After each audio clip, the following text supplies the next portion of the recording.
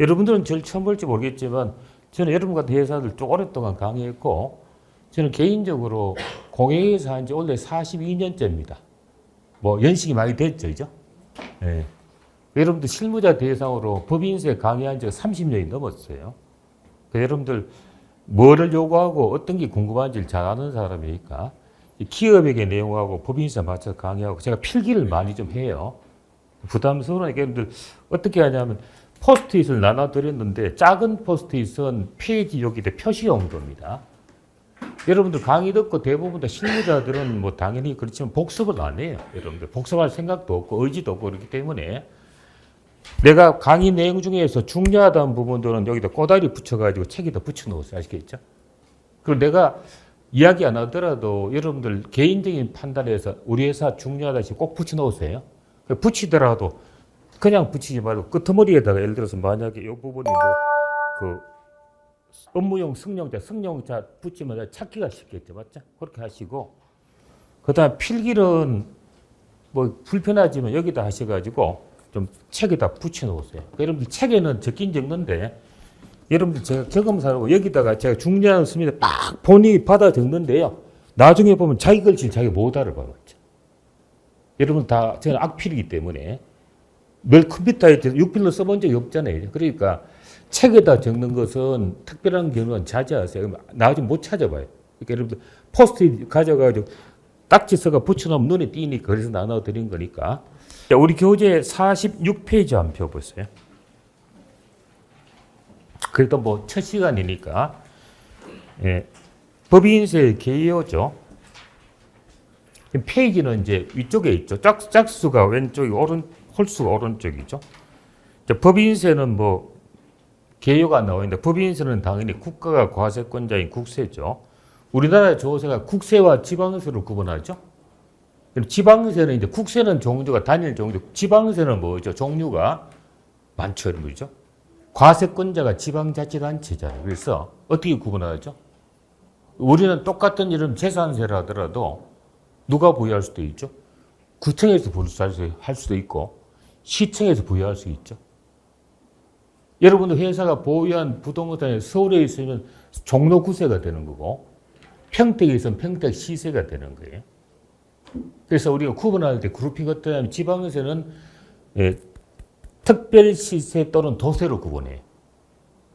취득세라는 세금은 우리가 부동산이나 차량, 중기 등을 사게 되면 취득세 내는데 사는 물건이 서울 소속이면 서울, 여러분 회사가 만약 강남구 소속이면 강남구세를 내는 거고 서울 특별시 세를 내는데 구에 내는 거죠. 뭐 내는 거 어차피 은행에 인터넷 통해 내는 거지만 우리가 산 부동산이 예를 들어서 경상남도 양산시에서 뭐 되나요? 경상남도 도세가 되는 거죠.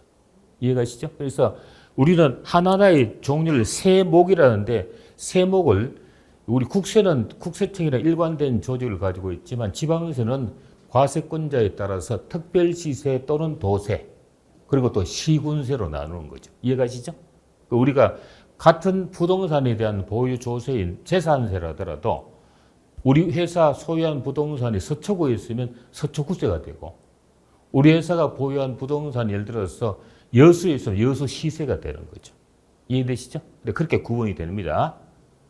그래서 소위 말하는 귀소 이렇게 나눠진다는 얘기죠. 종류는 뭐 아는 것처럼 취득세, 등록면허세, 재산세, 뭐 자동차세, 면허세 무지 많지만 그룹핑은 그렇게 하는 거예요. 자, 그 다음에 두 번째 직접세죠. 직접세라는 것은 납세자와 담세자가 같은 거죠. 직접세의 반대가 간접세잖아요. 간접세는 누구죠? 납세자는 납부하고 담세자는 최종 소비자가 부담하는 거죠. 가장 대표적인 간접세가 부가가치세죠. 부가세 우리 내지만 납부는 최종 소비자 내잖아요. 맞죠? 그러니까 회계 처리가 뭐죠? 받아서 대신 내니까 예수금. 우리가 대신 납부하니까 대급금. 간접세니까 그런 분기가 나오는 거죠. 그래서 주세, 그 다음에 개소세, 이런 것들이 이제 기본 전형적인 뭐죠? 부가가치세가 여기 간접세입니다. 그 다음에 오른쪽에 47페이지 순자산 증가세. 요거는 이제 앞으로 배울 건데, 요거는 필기 안 하셔도 돼요. 이겁니다. 우리 기업에게는 이제 이 재무상태표죠. 앞으로 많이 쓸 건데요. 아는 것이처럼요. 재무상태표죠. 손익계산서는 인컴 스테이트먼트고요. 여기 이제 차변 쪽이 자산이고 대변 쪽이 이제 부채고 자본금이 있고 필기 안 하셔도 됩니다. 우리 책에 뒤에 다 있으니까. 우리 기업회계상 잉여금의 종류는 4가지입니다. 첫 번째가 뭐냐면 자본잉여금 있죠. 주식 발행 초과금, 합병차익, 감자차익 이런 것들이고. 두 번째 뭐가 있죠? 자본 조정이 있어요.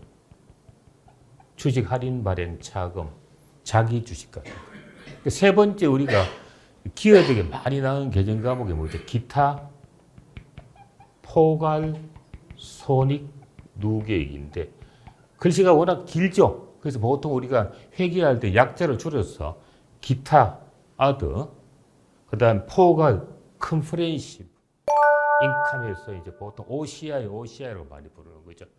우리가 이제 회계에서 가장 많이 나오는 부분 중에 하나입니다. 그다음에 이익잉여금 요 4가지가 잉여금의 종류죠. 기업에게는 기본적으로 측정의 단위가 이익잉여금의 맨 끝머리가 뭐죠? 미처분 잉여금이 단기 순이익에서 넘어오는 거죠. 맞죠? 그러니까 요거의 이익잉여금의 증가가 기업에게는 수익이고 감소가 뭐죠? 비용이죠. 그리고 기업에게는 손익거래만 인식하는데 법인세법은 뭐라는 이야기죠? 예, 잉여금의 증가가 입금이고 감소가 송금이니까. 예, 그래서 우리가 이렇게 보죠. 순자산 무슨 설에 따른다? 증감설에 따른다. 그러니까 여러분들이 기업회계상의 많은 잉여금 중에서 기업에게는 수익과 비용이 아닌데 세법은 익송금상이 굉장히 많죠. 그래서 순자산 증가설에 따른 겁니다. 이해되시죠? 차이점이 첫 번째 여기 많이 기업에게 차이가 벌어지는 거죠. 이런 것들이 굉장히 많습니다. 우리 책에 다 있으니까 그때 제가 설명드리도록 할게요. 됐나요? 자, 순자산 증가설에 따른다. 그 다음에 법인세는 신고납세 제도죠. 신고납세 제도는 우리가 이런 겁니다. 이런 것들은 학교 다닐 때 잘 안 배웠으니까 우리가 이제 조세라는 채권을 갖다가 어떤 개념이냐면 결정이 있고 결정된 것을 바꾼다고 경정이 있어요.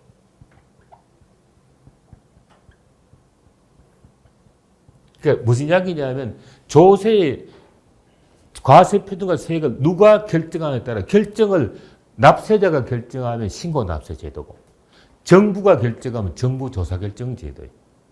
우리나라 국세 중에서 대부분이 신고납세 제도인데 유일한 정부조사 결정 제도가 상속정액세입니다.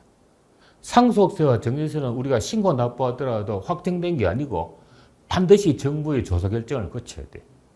근데 법인세는 부가세는 소득세는 신고납부함으로써 거기 자체가 결정이 돼요. 그래서 신고납세 제도인데 의미 없어요. 왜냐하면요. 국세청이 저들이 뭐 언제 조사하죠. 맞죠? 신고납세 제도라도 별 의미 없어요. 그래서 신고납부에서 확정된 것을 다시 자기들이 바꾼다고 말한다. 그죠? 경정이라고 해요. 결정된 것을 바꿀 경제 맞죠? 변경한다 그런 이야기죠. 이해가시죠?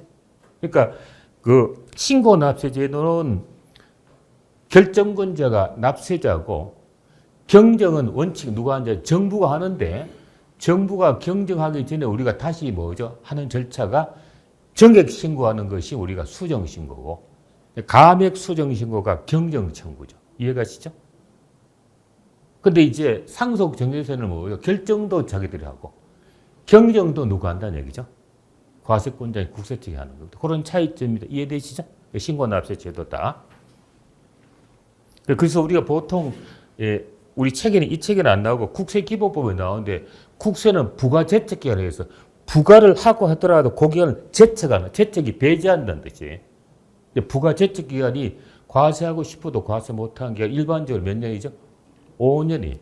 무신고면 10년이 되고 상정세는 15년이 되고요.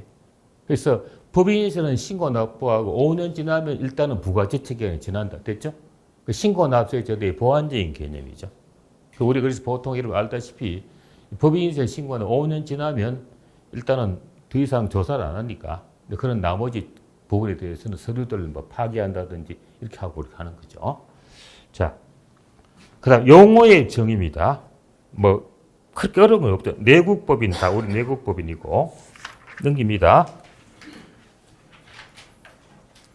자, 49페이지는 요거는 표현이다. 회계연도가 사업연도인데, 요거는 여러분 살짝 적어도 괜찮아요. 옛날에는 법인세 용어가 뭐였죠? 자, 올해가 23년도 1월 1일부터 12월 말입니다. 여러분 다 100%다 12월 말 결산 법이겠죠? 맞죠? 여기 다 12월이고, 12월 아닌 법인 없어요. 근데, 이걸 옛날에 부를 때 뭐냐면, 당해 사업연도라고 불렀었어요. 당연히 맞죠? 그죠? 표현이 당해 연도인데, 여러분 이 표현이 한 4년 전부터 바뀌어가지고 국어학자들이 우리 세법 바뀌면 내용 보고는 마지막에 누가 하냐면 국어학자들이 워딩 다 봅니다. 우리는 뜻만 통하지 않으면 워딩을 보는데 그분들이 표현이 당해 연도라는 표현이 일본식 표현이에요. 그래서 여러분들 단어 조심해야 돼요. 세법은 그런 용어 바뀔 때 이야기 안 하고 바뀌어요. 그래서 원래는 뭐라 하죠? 해당 연도가 돼요. 여러분 참 이해하기 힘들 거예요. 해당 연도면 그 연도인데 뭐냐? 해당 연도가 뭐라? 23년 말합니다. 알겠죠? 이 처음부터 삐끗하게 되면 완전 해석이 달라져요. 해당 연도가 그 연도가 아니고 23년도를 뜻한다. 됐나요? 그런 뜻이죠. 그 다음 두 번째가 이제 단어의 정리하는 겁니다. 여러분 이건 뭐 적을 것도 없고 당연히 이해를 하시면 돼요. 그 다음 두 번째가 옛날에는 뒤에도 나오긴 합니다. 뒤에도 나오긴 하는데 미리 적어볼게요. 자, 다음 미리 이제 임원의 반대가 뭐냐면 옛날에는 사용이라고 불렀어요. 물론 또 그 대립의 개념으로서 사용자와 또는 사용인 개념도 있습니다. 사용자는 누구죠? 고용주죠, 맞죠? 지금 우리는 다 법인이니까 법인을 뜻하고 사용인은 근로를 정하고 대가 받는 자인데 어쨌든 간에 이건 근로기준법의 표현상이 그래요. 근로기준법상 이야기하는 사용이라는 표현 자체는 뭐죠? 일단 종목을 말하는데 세법도 급여받는 사람들이 임원과 사용인 표현을 썼는데 한 4년 전부터 사용이라는 표현을 쓰지 않습니다. 그래서 직원이라는 표현을 바꿔 쓰셨어요. 그래서 여러분들 혹시나 이제 읽을 때 뭐 직원이라면 금방 알겠죠. 우리가 이제 뭐죠? 부장급 이하가 뭐죠? 직원이고. 물론 여러분들 회사마다 명칭이 다 다르니까 뭐라고 이야기할 수는 없죠. 예를 들어서 여러분들 뭐 회사마다 그냥 종전 직급인 과장, 부장 쓰는 데 있지만 또 뭐 팀장 쓰는 데 있고 또 뭐죠? 뭐 어떤 회사는 본부장 쓰는 경우도 있고 그러니까 근데 그건 판단이 있다고 했죠. 임원은 이제 뭐죠? 어쨌든 그 근로기준법 적용 안 받는 보통 우리가 과거의 명칭으로 말한다면 이사급 이상이 이제 임원이 되는 거죠. 자, 나중에 또 설명. 일단은 사용이라는 표현 안 씁니다. 이따가 말씀드리겠지만 과거의 국세청의 해석은 옛날 법에 따른 해석이니까 해석을 볼 때는 사용인 표현이 나오면 지금 이게 직원이구나 하고 받아들이면 돼. 이해되시죠? 자, 그 다음 또 하나. 단어 소액주주는 세법에서는 소액주주는 주주를 안 봐요. 소액주주는 1% 미만의 주식을 보유하고 있는 주주를 소액주주는 주주를 보지 않습니다. 여러분들이 만약에 우리 사주 제도에 따라서 여러분 회사 주식을 내가 뭐 하여튼 100주 가지고 있다. 0.001%다. 주주가 아니죠. 그냥 일반 종목은 똑같은 거고요. 이거 대응되는 개념이 옛날에는 대주주라고 했어요. 이 표현이 소득세하고 충돌이 나가지고 지금 이런 표현 안 씁니다. 쓰지 않고 지금 뭐죠? 비소액주주라는 표현을 씁니다. 단어 정리 좀 해봤어요. 아시겠죠? 자, 그렇고요.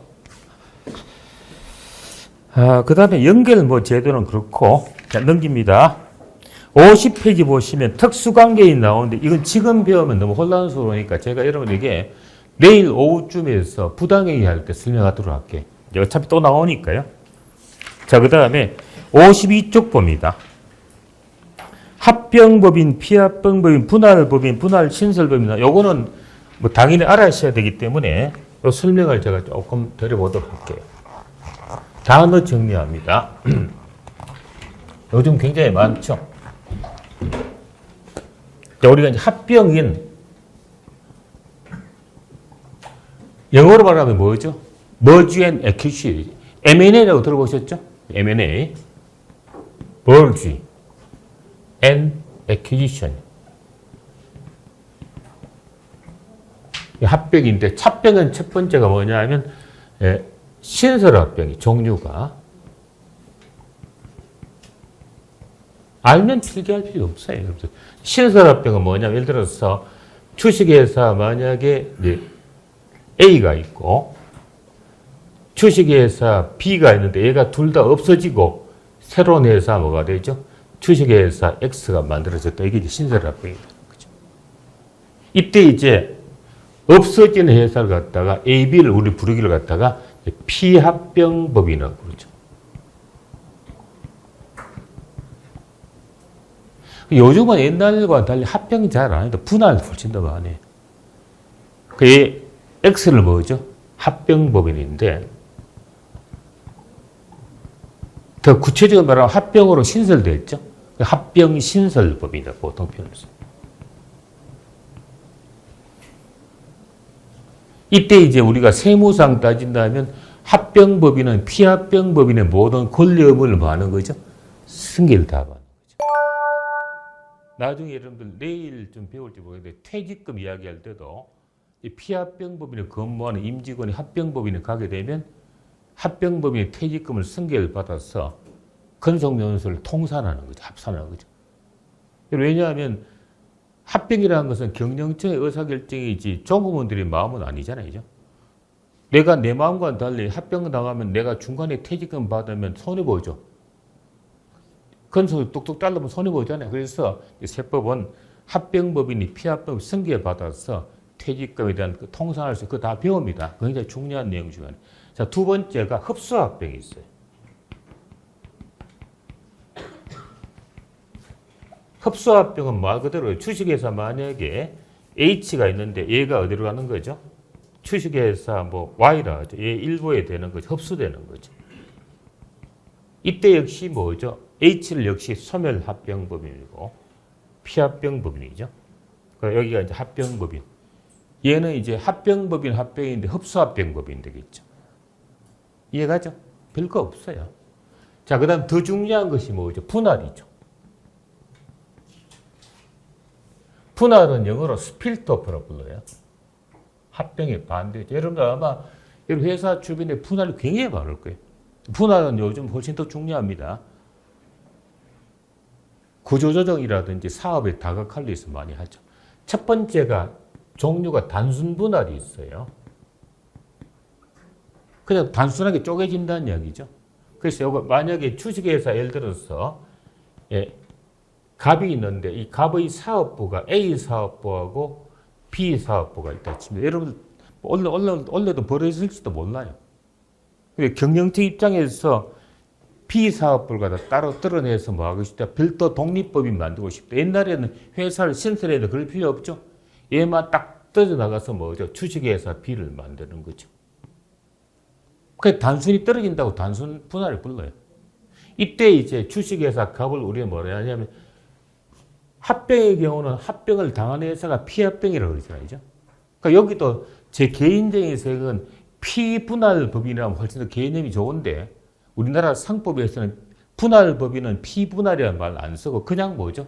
분할법인이라고 불러요. 분할하는 회사. 됐나요? 그러니까 이때 주식회사 P는 분할 뭐죠? 신설법인이지. 이게 굉장히 많습니다. 1년에도 뭐 몇 차례 나오고 여러분들 회사, 단위 회사, 그룹사도 마찬가지고. 그래서 뭐가 되죠? 분할법인이 예를 들어서 이럴 때 경영체 입장에서는 P사업부는 장사가 시성이 나는데 A는 혈필이 장사가 안 돼. 그 A 없애자는 말이죠. 없앨 수 있는데 제일 큰 것이 노조 반발이거든요. 그래서 어떻게 하죠? B만 딱 드러나면 A만 남아있죠? 그럼 정리하기 쉽죠. 그래서 이 남아있는 A가 그대로 살아있으면 존속 분할을 부르고 없어지면 소멸 분할. 이해되죠? 그 분할 법인이 살아있으면 존속 분할이고 얘가 없어지면 무슨 분할이요? 소멸 분할은 알겠죠? 이때도 분할 신설 법인이 분할 법인의 모든 자산 부채를 다 승계받고 합니다. 이게 훨씬 더 일반적으로 많아요. 자, 근데 또 하나의 관점 뭐냐면 합병과는 달리 분할은 어떤 이게 더 중요한 개념입니다. 이 분할 신설 법인의 주주가 누가 되느냐죠. 그래서 예를 들어서 분할 법인의 당초 여기 주주가 있을 거 아니에요. 맞죠? 주식회사 갑의 주주가 있죠. 그럼 주식회사 갑이 지금은 A만 나온 거 주식회사 B로 떨어져 나갔죠. 그럼 이거 얘 주주도 그대로 뭐죠? 여기 주주를 가져오겠다. 주주 될 수 있죠. 똑같은 회사니까. 그럼 얘는 주주는 동일한데 회사만 둘로 나눠졌죠. 똑같잖아요. 그래서 회사의 성격이 같기 때문에 얘는 뭐죠? 인적 분할 부른다. 인적 분할. 다시요. 분할 신설 법인의 주주가 분할 법인의 주주가 되는 거 그대로 같은 것이 무슨 분할이면 돼? 인적 분할이. 그 다음에 이럴 수도 있죠. 분할 법인 자체가 여기에 주식을 가질 수 있겠죠. 맞죠? 어차피 자기 회사니까 여기 주주가 된 요거는 당연히 인적 분할에 반대 무슨 분할이죠? 물적 분할이 되는 거죠. 실무적으로 인적, 물적 어떤 게 훨씬 더 많아요? 물적 분할이 훨씬 더 많아요. 물적 분할은 다른 말로 현물 출자의 개념이죠. 맞죠? 분개해 볼까요? 물적 분할이 많은데 주식회사 갑의 분개하죠. 자산 부채가 나가죠. 그럼 간단히 어떡하죠? 주식회사 갑의 분개 대변의 재자산들 맞죠? 뭐 보통 예금, 재고자산, 유무형 자산 나오고 자기 가지고 있는 부채 넘겨 중에 차변의 재부채가 되겠죠. 맞죠? 그리고 뭘 되죠? 주식 받으니까. 그래서 차변에 뭐가 유가증권이 되겠죠. 그래서 분할 신설 법인에 대해서 나는 공정가치보다 주식을 더 받게 되면 어떨까? 예를 들어서 대변의 재자산 10,000원, 차변의 재부채 6,000원, 그러면 4,000원이잖아요. 그 유가증권을 갖다가 5,000원 받으면 1,000원 더 받았죠? 그러면 1,000원이 뭐란 이야기죠? 분할 차익이 되는 거죠. 이게 이익이 되는 거죠. 개념이. 이익 났죠? 이해가시죠? 분할의 차익이 되는 거예요. 옛날에 그걸 갖다가 네거티브 영업권을 불렀는데 지금은 뭐죠? 분할에 따른 차익 반을 바로 인식합니다. 근데 거꾸로 뭐죠? 주식 가치가 더 적다. 그러니까 예를 들어서 다시 재자산 10,000원, 재부채 4,000원, 유가증권이 6,000원인데 유가증권 5,000원밖에 못 받았으면 1,000원을 더 준 거죠. 1,000원이 뭐죠? 영업권이 되는 거 알겠죠? 그래서 분할 신설법인의 순자산 가치보다 받는 주식 가치가 더 많으면 부여권이 분할 차익이 되고 그 다음에 적으면 뭐죠? 영업권이 되는 겁니다. 그밖에 없어요. 내용 자체가. 자, 그 다음에 단순 분할이 있는 반면 또 뭐죠? 분할 합병이 있어요. 이제 복잡해진 거죠. 요즘 분할 합병은 별로 없고 대부분 다 단순 분할이 많은데 자, 예를 들어서 이렇게 볼게요. 주식회사 갑이 있는데 A 사업부하고 B 사업부 있다고 치면 B가 떨어져 신설법인 되는 것이 아니고 예를 들어 주식회사 예를 들어서 X가 있다고 칩니다. 그러니까 B가 X의 일부를 흡수되는 거죠. 그럼 뭐 입장에서 갑의 입장에서는 분할이지만 X 입장에서는 합병이 되겠죠. 그래서 이걸 갖다 합쳐서 분할 합병이라고 불러요. 요거는 똑같고요. 또 이럴 수도 있겠지. B가 떨어져 나와서 주식회사 X에 흡수를 되는 것이 1대1로 너한테 가지 않겠다. 별도의 법인을 예를 들어 주식회사 Z를 만들다고 칩니다. 만들 수 있죠. 맞죠? 그러니까 얘는 입장에서는 합병이 되고 얘는 뭐하죠? 얘는 입장에서 분할이 얘는 합병이 되는 거죠. 맞죠? 그래서 우리가 분할 합병의 경우 이 회사를 이끌어서 분할 합병법인은 용어를 씁니다. 이럴 때 이제 우리가 뭐냐면 분할 신설법인 합병법인은 분할법인의 모든 자산 부채를 승계받는다. 됐죠? 세무사항도 승계받아서 다 정리합니다. 여러분들은 개념만 아시고 저거 하게 되면 여러분 실무자가 하는 것이 대부분 다가 뭐죠? 법무법인하고 회계법인하고 쪼인해서 하니까 스포팅만 잘해주면 돼. 알겠죠? 회계 처리 잘하고 팔로우를 잘해야 되겠죠. 승계되고 나는데 자산 부채 가치가 다 달라지니까 그렇게 바뀌는 겁니다. 자, 분할 그 정도 하고요. 그다음 53페이지 납세 뭐 이런 건 뭐 넘어갑니다. 자, 56페이지 볼게요. 여기에서 작은 포스트잇 하나 붙여 놓을까요? 납세의무라고 붙여 놓으세요.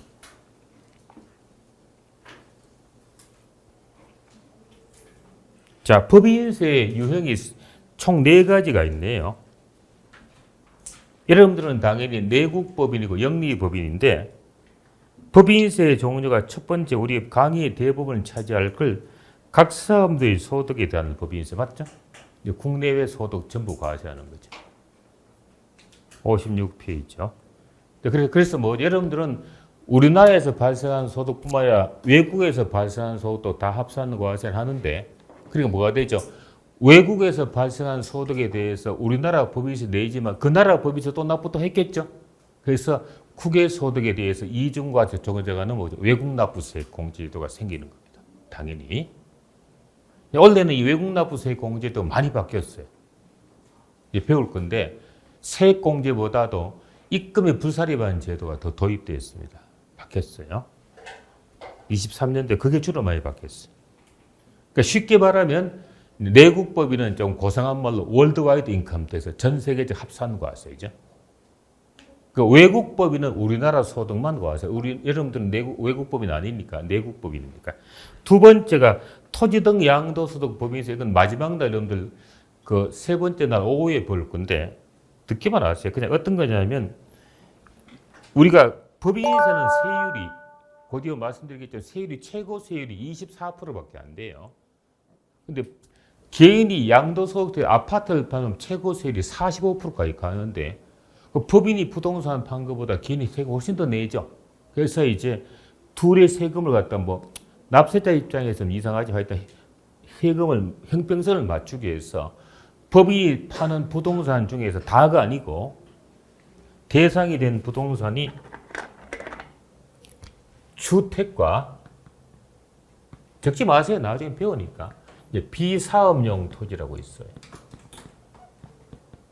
요걸 양도하면 별도로 추가로 세금을 20% 더 과세하는 것이 토지 등 양도소득 법인세입니다.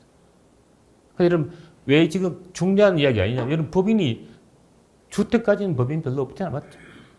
비사토도 뭐 일반적이지 않아요. 그렇게 중요한 세금은 아니에요. 이따 여러분들 조정계산서 보면서 다시 설명 더 드릴게요. 추가로 세금 내는 겁니다. 알겠죠?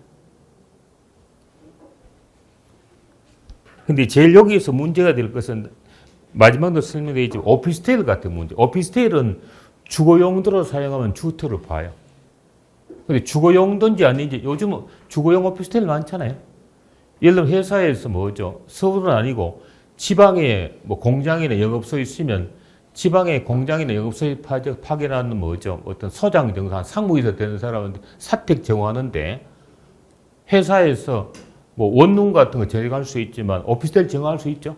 그럼 거기서 매번 사람이 가기 때문에 매번 월세 내기 못하니까 아예 샀다 이 말이죠. 오피스텔 사서 주거를 하고 있으면 그걸 팔면 어떡하죠? 양도 차익이 생기면 추가 세금 냅니다. 알겠죠? 사실관계로 따져요. 여기에 좀 까다로운 면이 그런 면이고. 세 번째가 이제 미환류 소득에 대한 법인세인데 요건 여러분들 이제 요거는 많이 축소가 됐어요. 작년까지만 하더라도 그룹사에 소속된 법인하고 이제 자기자본이 500억 넘는 법에 해당되는데 원래는 당초는 폐지하려고 했어요. 23년도에. 그리고 근데 지금 여러분들 우리나라에 다 좋은데 말이에요. 우리나라 여러분 보시면 여러분들은 젊은 게 잘 모르지만 말이죠. 참 많이 발전했어요. 우리나라처럼이죠. 근데 다 좋은데 다만 넣어줘. 여의도 있는 놈들 다 없애버려야 말이죠. 맞죠? 뭐가 저기 폭탄은 터지는 모르겠어 말이죠. 내가 너무 강한 표현했나? 여러분 동일한 생각일까요 말이죠. 정치만 지금 문제죠. 맞죠? 딴 거는 우리나라는 다 괜찮아요. 현대건설이 그저께 뭐죠? 사우디 수주했죠. 예. 근데 매출 크지나 6조 4천에 이게 현대건설 매출 3분의 1밖에 안 돼. 현대건설이 한 20조 하거든요. 근데 워낙 6조라는 말이 우선 커 보이지만 현대건설 매출 자체는 3분의 1밖에 안 되니까 정의선 씨가 되게 좋아하겠네요. 어쨌든 간에 좀 그렇습니다. 근데 이 없애려고 그러는데 항상 이야기하는 뭐죠? 부자 감세. 맞죠? 뭔지 모르겠어요. 개념 없는 소리 이야기죠.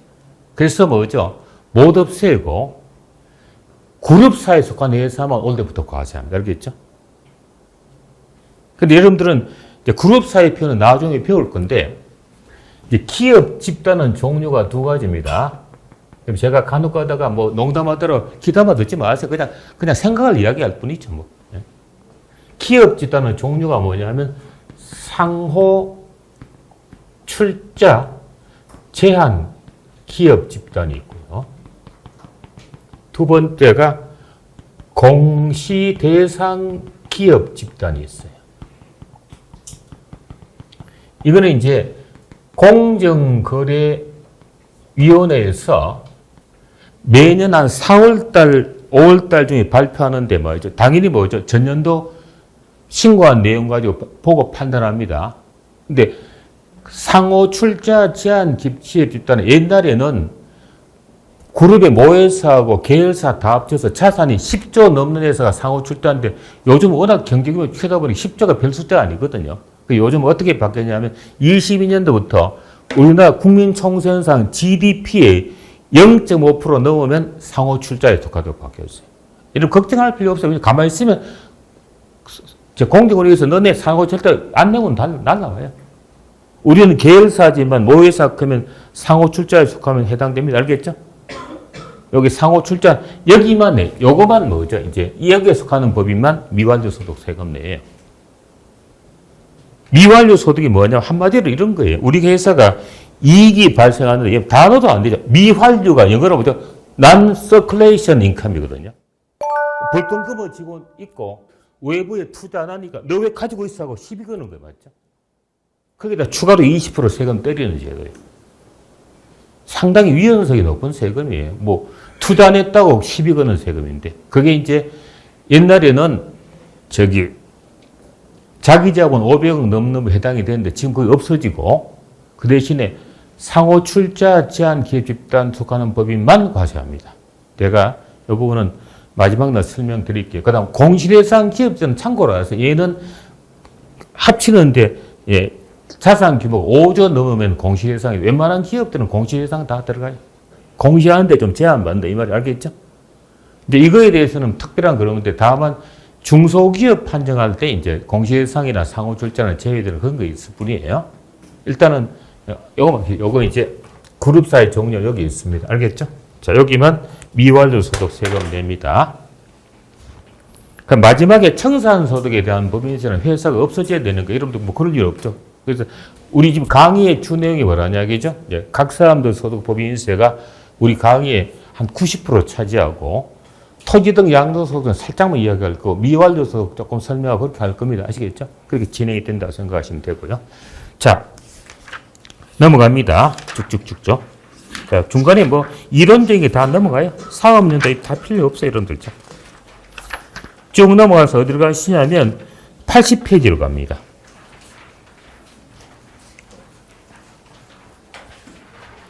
자, 여러분 그 이전에 여러분 뭘 각자에 따라서 여러분에게 제가 한 5분 동안 요거 이제 세법을 조금 실력을 배양하는 테크닉을 좀 가르쳐 드릴게요. 우리가 지금 배우는 것이 세법 조문이 알겠죠? 세법 조문은 필기 안 하셔도 됩니다.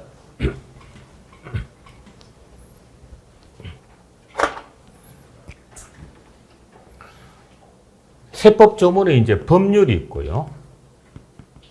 필기하지 마세요. 시행령이 있고 시행규칙이 있어요.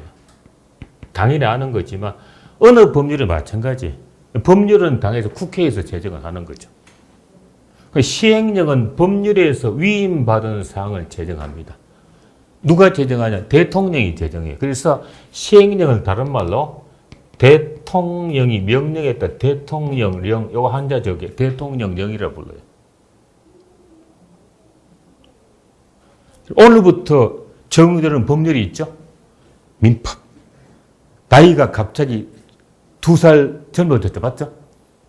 6월 18일 오늘부터 민법이 바뀌는 거예요. 민법, 여러분, 그건 누가 대통령의 명령에서 바꾸는 게 민법이 바뀌었다. 민법 나이가 바뀌었다. 그래서 생일 전에는 마이너스 1이고, 그죠? 생일 후에는 그냥 자기 나이 되는 거죠. 이해가시죠? 올해 2023년도니까 내가 83년도에 태어난 친구는 뭐죠? 나이가 6월 28일 날 태어나면 뭐죠? 지금 40세 맞죠? 그 다음에 6월 20일 이전에 태어나게 되면 40세 0점이 되겠죠? 7월 1일 태어난 친구는 이제 아직도 뭐죠? 39세가 되는 거죠. 이제 우리나라라는 표현은 상당히 앞으로 가겠지만 그래도 이제 뭐 그거는 나이 든 어른들도 좋아하더라고 맞죠? 여러분도 2세 젊어졌죠 맞죠? 그렇잖아요. 우리나라 미국식 나이를 바꾸는데 보험 나이는 바뀌지 않아요. 보험 나이는 또 다릅니다. 보험회사 입장이니까. 어쨌든 간에 오늘부터 시행하고 있어요. 아시겠죠? 민법 조문이 발표하고 나는데 6개월 뒤인 오늘부터 이제 제가 합니다. 본격적인 나이 적용이 그래요. 그러더라 아마 우리 관습이 무시 못하니까 그래도 뭐 이야기할 거 있죠. 예? 어쨌든 간에 민법이 오늘부터 시행되고 있습니다. 민법이 조문이 바뀌었어요. 여러분 그냥 대통령이 명령해서 바꾼 것이 아니고 민법 조문이 바뀌어가지고 나이가 확 달라진 거죠. 그렇다고 뭐 우리나라 이야기한다고 위법은 아니에요. 민법 위배했다고 뭐 고발할 사람도 없는 거지. 자, 그 다음에 시행규칙은 법률과 시행령 위임받은 사항을 제정. 얘는 누가 제정하냐면 장관이 제정을 해요. 그래서 우리나라는 국세는 주무부 장관이 누구냐면 기획재정부 장관이. 그래서 기획재정부령이라고 부릅니다. 이렇게 불러요. 지방세는 장관이 누구냐면 행정안전부 장관이. 그래서 행정안전부령이라고 부릅니다. 자, 이게 우리가 배우는 세법인데 특히나 법인세법은 법률 시행령 시행규칙까지 턱없이 부족합니다. 그래서 요거에 대한 세법의 해석이 있어요. 유권 해석이 있습니다. 이게 훨씬 더 많아요. 우리 책에 엄청나게 많은데 지금 제가 넘어오면서 나오는데 이야기 안 했어요. 유권 해석 종류가 첫 번째가 뭐냐면 기본 통칙이 있고 유권 해석은 법률 아닙니다. 하고 집행 기준이 있어요. 두 가지가 있어요. 한 번은 들어보셔서 그다음 두 번째는 뭐죠? 예규라는 게 있어요. 여기 유권에서 예규는 뭐냐면 질의에 대한 회신이에요. 특정 질문에 대한 답변을 예규라고 부릅니다. 알겠죠? 근데 뭐 전화 상담하거나 인터넷 상담은 예규가 아니고 문서화된 걸 예규로. 그럼 내일 제가 아주 중요한 최근에 받은 예규가 있어요. 그 한 장 나눠드릴 겁니다. 우리 책에 넣지 못한데 고용중대세 공제 관련 예규 최근에 바뀐 게 또 있어요. 예규 싹 바뀌니까. 근데 기본 통칙과 집행 기준은 뭐냐면 과거에 나온 예규 중에서 국세청이 자기들이 봐서 중요하다고 생각해서 모아서 정리한 것이 바로 기본 통칙입니다. 집행 기준이. 그럼 이해하면 어떻게 하냐면 제가 강의할 때 보통 옷에다 비유해가지고 예규는 맞춤복이고 기본 통칙 집행 기준은 기성복이다. 이해되죠? 이미 만들어진 거냐 케이스 바이 케이스냐 그 이야기죠. 둘의 레벨은 똑같아요. 뭐 누가 높고 나쁜 건 없습니다. 이해되시나요?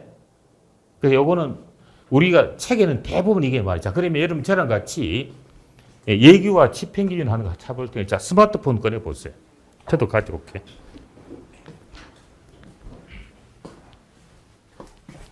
스마트폰 꺼내셔가지고 네이버나 다음에 들어가셔가지고 자, 어딜 검색하시냐면 국세 아시는 분 많을 거예요. 제가 이야기 안 해도 국세 법령 정보 시스템으로 갑니다. 국세 법령만 치면 뜰 거예요. 뜨죠, 맞죠? 자, 국세 법령 들어가 보세요. 화면 띄우면 이런 뭐죠? 가보세요. 가면 이제 동그라미가 뚝뚝 나온 것은 뭐죠? 요거는 스마트폰 버전은 검색이 잘 안 돼. 자, 어디냐? 엄지손가락을 쭉 내려가지고 맨 밑에 PC 버전 보이죠? 그걸 바꿔보세요. 요런 뭐죠? 빌딩이 나오는 그림 한번 보세요. 있죠? 자, 보시면 국세 법령 정보 시스템의 맨 밑에 보시면 법령 보이죠? 법령을 클릭해 봅니다. 자, 그럼 뜨죠? 법령 뜨죠? 네, 보세요. 저는 자, 뜨면 주요세법 나오죠? 우리 지금 법인세 배우니까 법인세법 한번 클릭해 보세요. 다섯 번째 클릭 눌러 보세요. 자, 갑니다. 링크 돼요. 자, 법인세법 떴죠? 근데 이게 뭐냐면 얘가 어디 연결을 하냐? 그 법제처 사이트랑 링크돼요. 옛날에는 국세청에서 자기들이 따로 법을 만드는데 하도 바뀌다 보니 국세청도 지쳐가지고 지금은 링크 시켜놨어요. 자, 법인세법 보면요. 자, 여러분 그 다음 봅니다. 법률은 예를 들어서 자, 이거 지우고요. 알겠지만 예를 들어서 이런 법이 있다고 칩니다. 법인세법 시행령 필기하지 마세요. 제19조 제1항 제2호 가목이라는 점이 있다고 칩니다. 근데 이 안에 위계질서는 뭐냐면 요 잠시 판서 보세요. 위계질서는 뭐죠? 조, 항, 호